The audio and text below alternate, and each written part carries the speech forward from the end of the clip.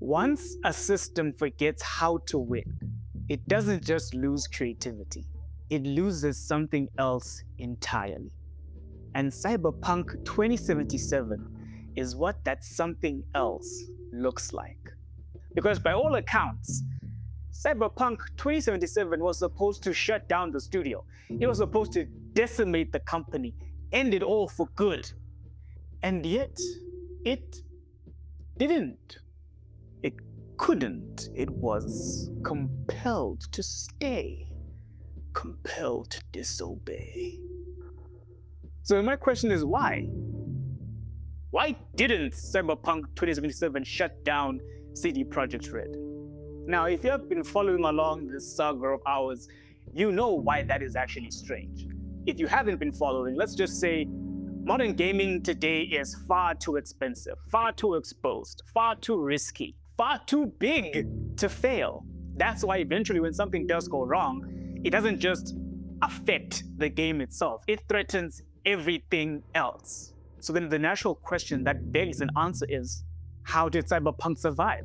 Now, to say that Cyberpunk launched broken is basically an understatement at this point. Cyberpunk 2077 bore witness to one of the most broken launches in gaming history.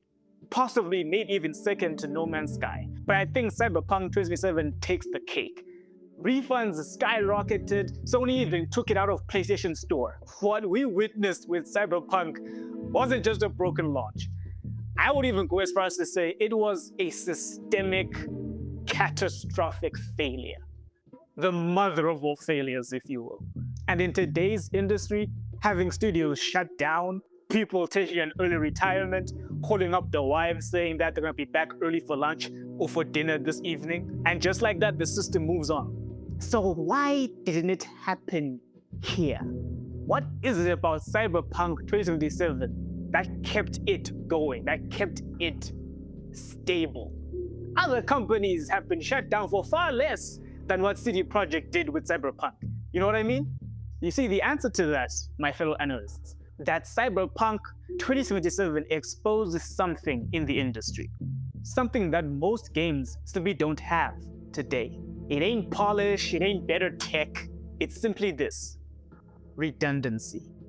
Now, redundancy isn't something that's overly complicated. It's simply put, extra chances, extra capacity, extra time. Is it not soccer, but okay, I guess the soccer extra time analogy does kind of fit. So yeah, sure, extra time. It's simply what allows companies to take a hit and still keep on moving.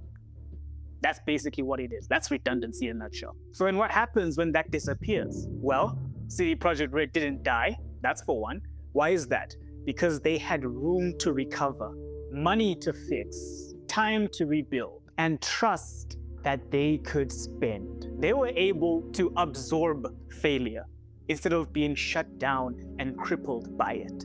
That is redundancy. I mean, take modern studios today. One failure, it's off with their heads. Studios are shut down, layoffs abound, and all of that simply because the system currently simply doesn't have enough slack anymore. All it has is pressure. So then where did the slack go?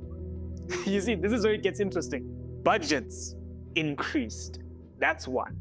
Two, development cycles stretched, almost sometimes way too thin. And thirdly, expectations skyrocketed, shot right past the stratosphere. So instead of many small, safe bets, now what you get is crazy, huge bets, but just a few number of them.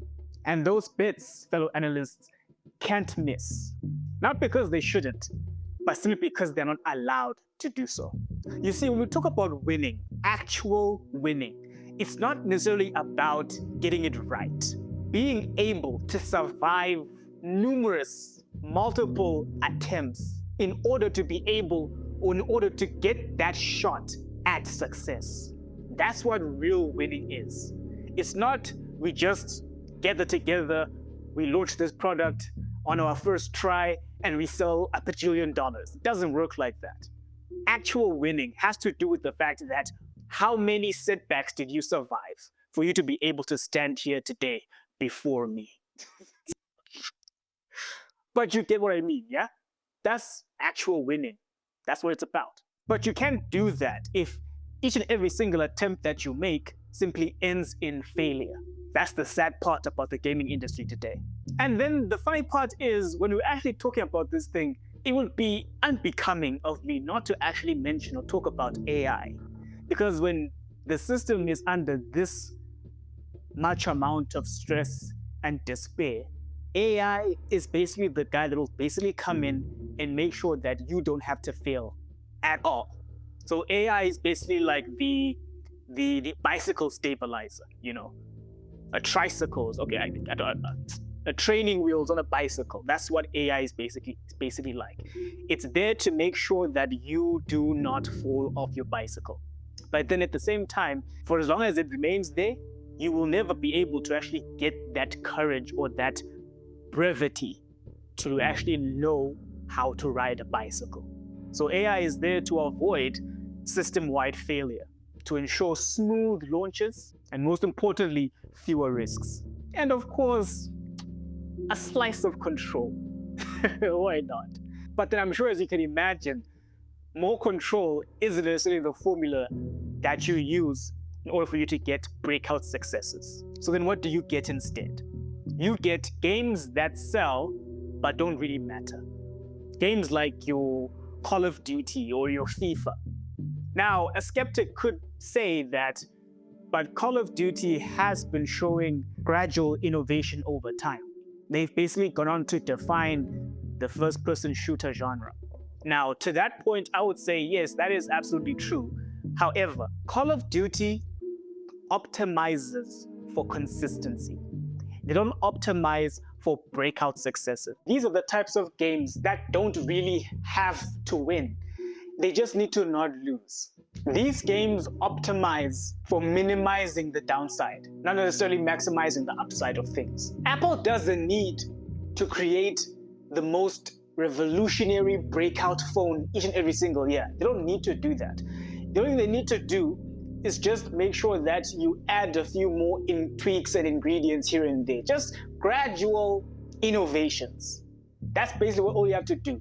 But you're guaranteed that at the end of the day, you're going to get your millions anyway. So there is no incentive for you to actually go above and beyond if you're already guaranteed that you're not going to lose anyway.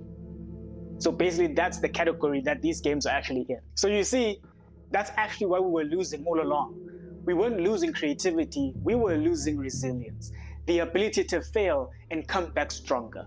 The gaming industry has basically become the Yamcha of the industry.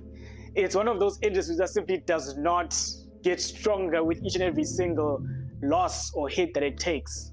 And the unfortunate thing is, now because we've actually lost that quality, by default, we become fragile. And do you actually know what's worse than being fragile? It's becoming safe. And safe systems have never produced actual winners. Name me 5 winners that have ever come from safe systems. I'll wait.